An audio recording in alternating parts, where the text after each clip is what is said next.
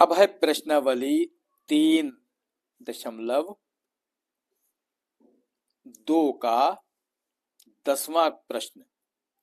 10वां प्रश्न है, इसमें लिखा हुआ है निम्नलिखित संख्याओं में से प्रत्येक को 3 अभाज्य संख्याओं के योग के रूप में व्यक्त कीजिए। 3 अभाज्य संख्याओं के योग के रूप में व्यक्त करना है। सबसे पहले है A21। 21 में हम 3 ऐसी अभाज्य संख्याएं निकालेंगे जिसका योग 21 बन जाए। तो हम सबसे पहले 2 लेते हैं और फिर 3 लेते हैं, तो ये हो गया 5। 21 में से 5 जब माइनस करेंगे तो कितना रह जाएगा, ये यहाँ पर 16। 16 तो अभाज्य नहीं हुई, तो ये हो गया गलत। अब हम दूसरा नंबर लेंगे, 3 और 5 ले लेंगे मान लो, तो ये हो गया 8। अब 21 में से हम 8 माइनस करेंगे तो हो गया 13।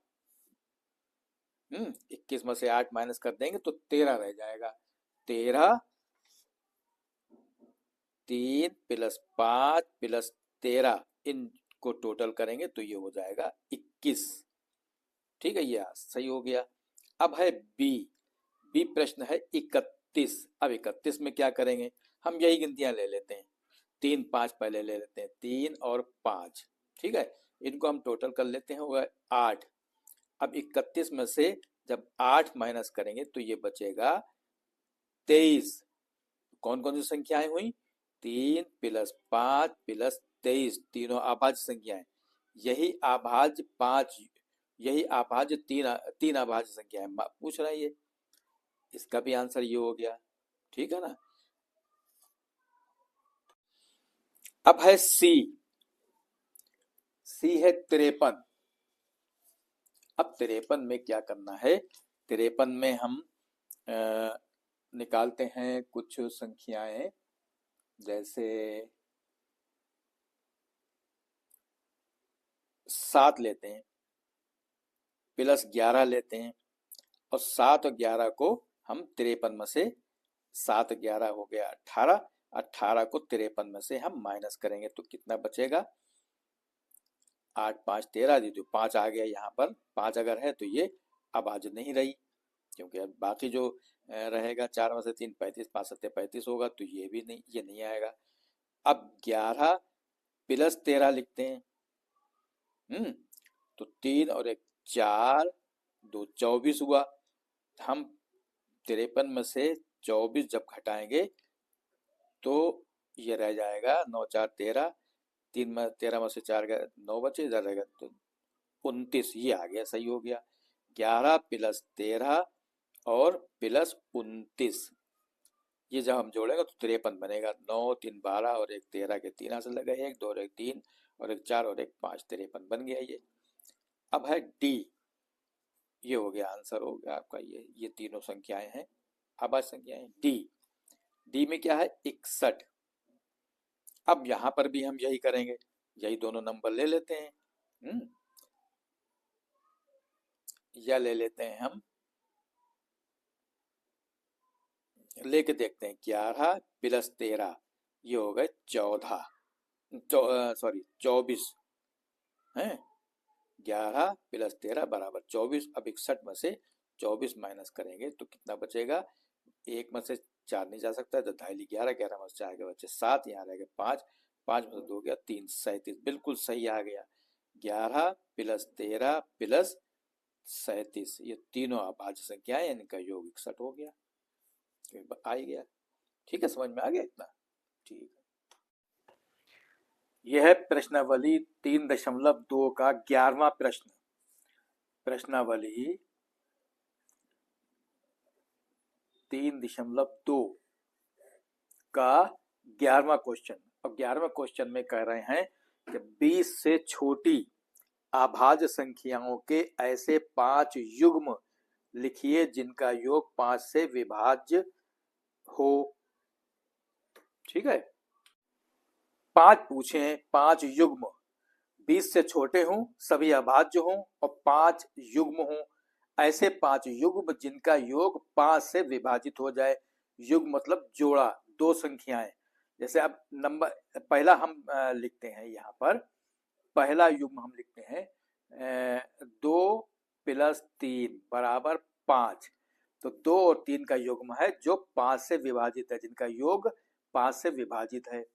ठीक है, दूसरा हम ले लेते हैं यहाँ पर 3 और 7 का, 7 3 10, 10 हो गए।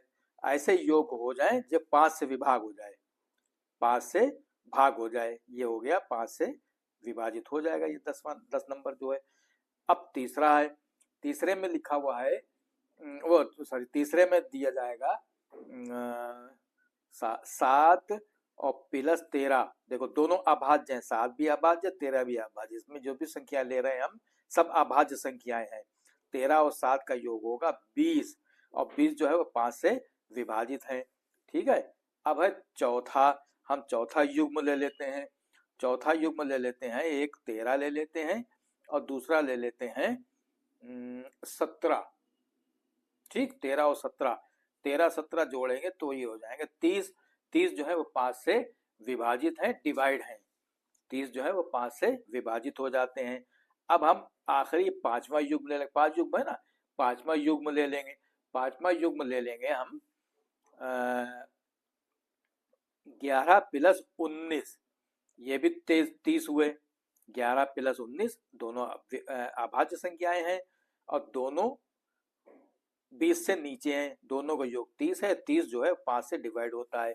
तो इस तरह से हमने देखा कि ये 2 3 3 7 और ये 13 7 13 13 17 11 19, ये सब संख्याएं वो संख्याएं हमने ली हैं जो अभाज्य हैं और जिनके युग्म का योग 5 से विभाजित है, 20 से कम है। जितने भी ये शर्तें हैं, 20 से छोटी अभाज्य संख्याएं सब, ये सब ये जो है इसमें ये शर्तें पूरी करते हैं।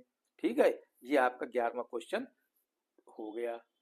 अब यह प्रश्नावली 3.2 का 12वां प्रश्न।